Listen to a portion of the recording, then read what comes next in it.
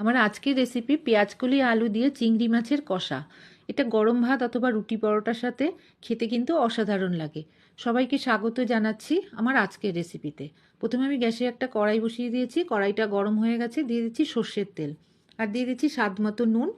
এখন আমি ছোট ছোট টুকরো করে কেটে রাখা আলু দিয়ে দিলাম আর একটু হলুদ গুঁড়ো দিয়ে বেশ লাল লাল করে ভেজে তুলে নেব।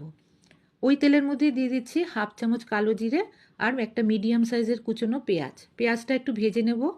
এখন দিয়ে দিচ্ছি 1 চামচ আদা রসুন পেস্ট। ভালো করে ভেজে নিয়ে একটা টমেটো ছোট ছোট টুকরো করে কেটে রাখা দিয়ে দিলাম। টমেটোটা নরম হয়ে গেলে দিয়ে দিচ্ছি কেটে রাখা পেঁয়াজকলি। পেঁয়াজকলিটা আমি মিডিয়াম সাইজ করে কেটেছি। এখন দিয়ে দিচ্ছি নুন, হলুদ গুঁড়ো, লঙ্কার গুঁড়ো, জিরের গুঁড়ো, সব কিছু দিয়ে ভালো করে কষিয়ে নেব। এখন আমি এখানে অ্যাড করব নুন হলুদ দিয়ে ভেজে রাখা চিংড়ি মাছ আর আলু। আলু ভাজাটা দিয়ে দিলাম।